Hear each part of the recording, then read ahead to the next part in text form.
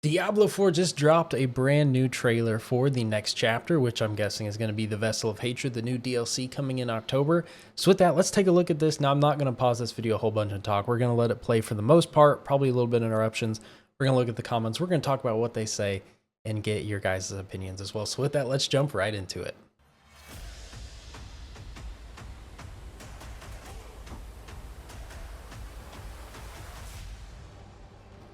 Diablo 4, the Vessel of Hatred. Oh, okay. Well, one second. So we have campaign spoilers ahead, so spoiler warning for anyone watching. I am a little surprised that we're getting a spoiler warning and just a chapter preview, I guess. Vessel of Hatred is the next big chapter in the story of Diablo 4. When we last left off, we had defeated Lilith, and Neyrelle was sailing south with Mephisto's Soulstone in hand. This is a tremendous burden for someone as young and untrained as Neyrelle. Yeah, a child. Fight, challenging the primeval every step of the way. In this expansion, we follow their path as Neyrelle seeks salvation from Mephisto and searches for a way to banish him back to the Abyss. One thing I just gotta say is this expansion better have a lot of Mephisto in it. If we get through the entire, campaign, we'll say, and it's just all Neyrelle, and then we just summon Mephisto at the very end for the final boss, I'm going to be very, very disappointed. Mephisto is probably my favorite of the primevals. Well, Diablo is probably my favorite, but Mephisto is so cool because he might not be the strongest physically, but he's the most cunning, he's the smartest, he's, the most corruptive. He corrupts people, that's what he does. And he has such good lore behind him that I really, really hope they actually include him in this campaign and don't just, spawn him at the end and make the whole campaign about Neyrelle. Like, I get they're trying to set up Neyrelle as this main character. I get that, but she's a child, and in my opinion, she shouldn't have left with the Soulstone anyways. She should have stayed with the only Haradrim left. But anyways, I digress. As we wrap up Diablo 4, there has been a huge battle in hell between Inarius, the Cathedral of Lights, and Lilith and all of her demons.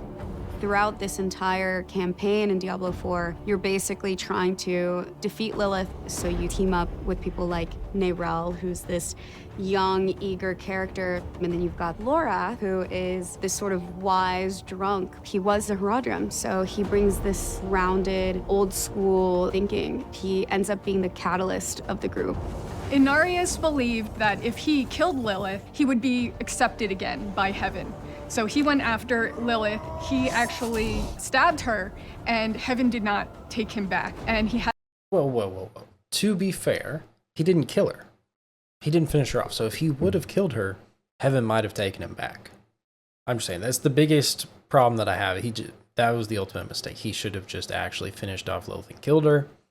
And heaven might have taken him back. He didn't, though. He just mortally wounded her. He didn't actually kill her yet. She's not dead, as we're about to see when she gets her revenge. Had this moment of, I've been wrong this entire time, and she used that against him and ended up killing Inarius. She said something interesting. She said that they killed Inarius, but one of the things from the first campaign that was still a little ambiguous is if Inarius is actually dead, because some believe that he was just dragged to hell, because Lilith said something along the lines of, you're going where you belong in hell, or something along the lines of that. I don't know exactly. And so a lot of people were wondering if he actually died or if he just got sucked into hell. There was a screen where he was kind of melting through the floor and you saw his grace kind of flowing out.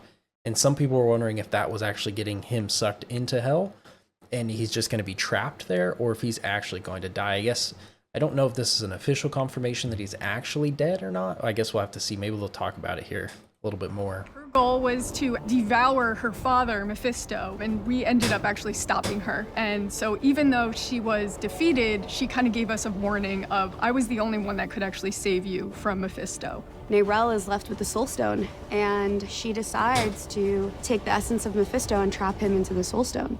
Lorath is still with us and is going to try and help us find information on where Neyrelle went. And so we leave off with her. Shouldn't have left her in the first place, but the world might need you.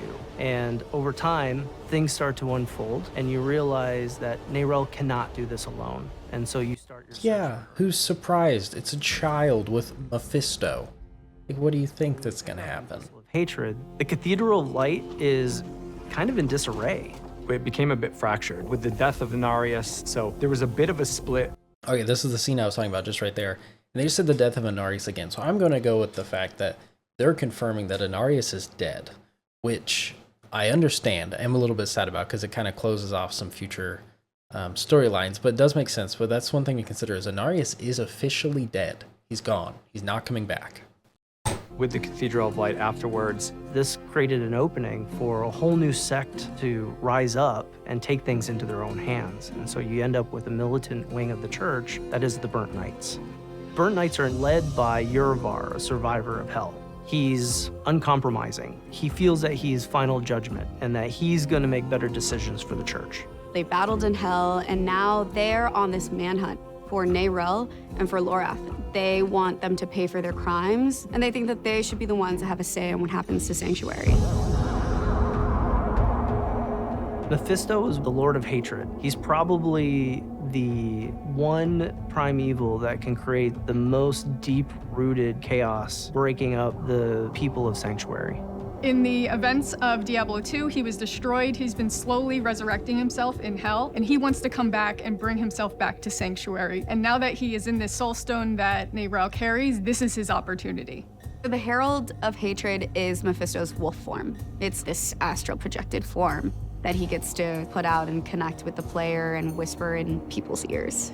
The connection between Neyrelle, the player, and Mephisto is the fate of the world. Neyrelle wants to get rid of him, but the more time she spends with the stone, the tighter the bond between her and the stone is.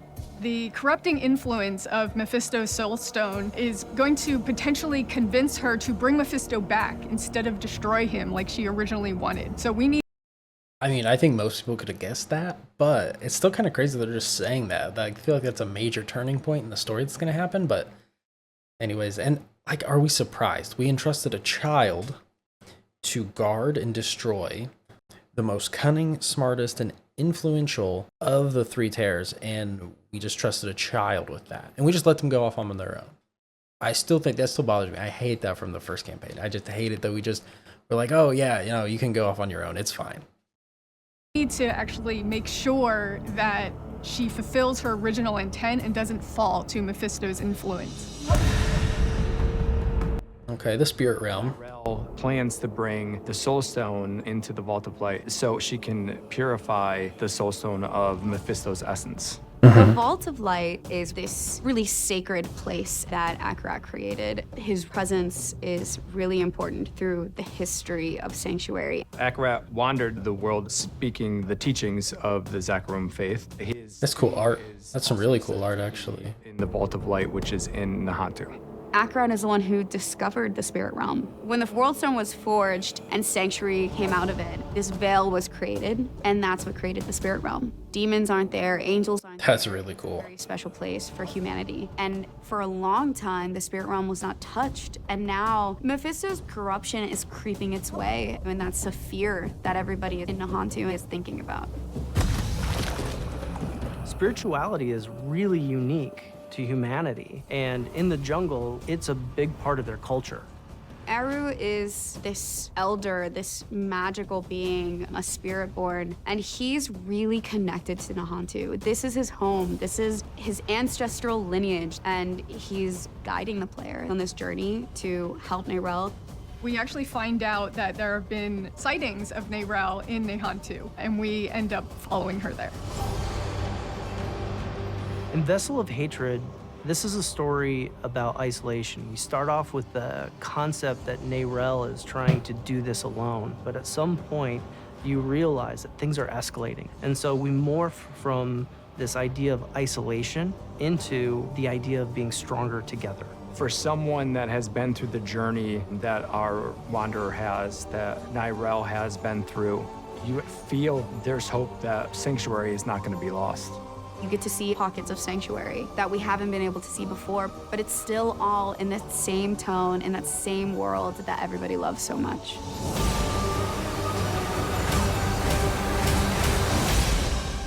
Okay.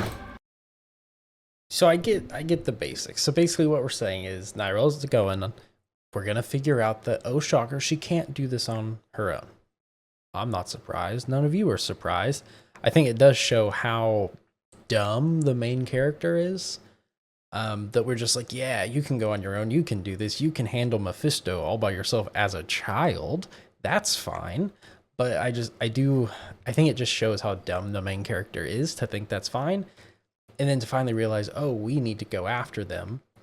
And it's just, that's a little frustrating. I do think it's just kind of a little silly. I do want to take a look here through the comments and see. I'm sure there's going to be some negative comments. Diablo always seems to bring those up. Let's see here. So hopefully the story gives equal importance to Mephisto as the main character as it does for Neyrelle. I'll be mad if she just shows up at the very end of the story as the final boss and then immediately dies. My wife said she, but it's he. Yeah, I feel the same way. Mephisto is probably one of the coolest characters that I could bring forward into Diablo, especially to actually give some screen time, some dialogue. I'll be very disappointed if Mephisto is not a very big part of this campaign. That's one of the reasons I'm really excited for this, is to get more Mephisto. Neyrelle is still one of the dumbest people of all Diablo history. I would argue that our main character is actually dumber because we let Neyrelle go on her own. Why didn't anyone think leaving Neyrelle with the Soulstone was a bad idea? A child with a prime evil. Yes, thank you. My thoughts exactly. Lilith was right. I mean, I guess we're going to see. There is a good possibility that Lilith was right. She probably was our best chance to kill Mephisto, but then we would have had to still deal with Lilith, so it's still a problem in the end. Anything other than Neyrelle shoving the Mephisto Soulstone into her forehead will be a huge disappointment. I doubt this will happen. I guess we'll see, but I wouldn't be disappointed if it does. And then Lorath is a wise drunk. Is that how Blizzard wants to paint the last Haradrim? I guess so. I mean, the days of the Haradrim have passed. They even said that he was a former Haradrim. He's not a Haradrim, which I thought was a little silly because I thought you're a Haradrim for life, because he still can do the stuff that the Haradrim can do. So that's a little interesting. I think we're moving away from the Haradrim in the story. I think we're trying to move away from that focus, and we're trying to really paint Neyrelle and the main character, the character we play, moving forward. Because I mean, we're not a Haradrim. She's not a Haradrim. We're trying to move past them, I think, is what they're doing. I don't love it because I really like the story of the Haradrim, but overall, that's what it is. Honestly, this was a pretty good little teaser trailer. It clarified some things. They actually shared a decent bit of what the story is going to be about, what we're going to be doing. Really, as long as we're not doing any follow missions with Neyrelle through a desert, I'll be okay. Or I guess this in case it'd be a jungle, not a desert. But as long as no follow missions, I'll be happy. But overall, pretty good. I am excited for this on October 8th. We'll see. We're going to be going through the campaign together. It'll be split into videos. Probably several different playthroughs. I'll be playing through the campaign in one go, but I'll probably break it up on YouTube into several videos for you guys to watch. And the plan was to stream the campaign. I don't know if that's going to happen right now. Things are just so crazy. But overall, pretty good. It does make me excited for it, but I'm just excited in general because I do love Diablo and, of course, love making content about it. But we'll just have to see. So let me know what you guys think in the comments down below. Are you excited for this expansion? Are you waiting to see what other people think before you get it? But just let me know what you're down below and let me know your feeling and what your sentiment is towards Diablo 4 right now. I think we're in a pretty good space and it's getting better. And I'm excited to see all the changes and see what Blizzard is bringing to the table. So thank you everybody for watching. I hope to see you guys in a future video and stay tuned for more Diablo 4 content in the future. Thank you and peace out.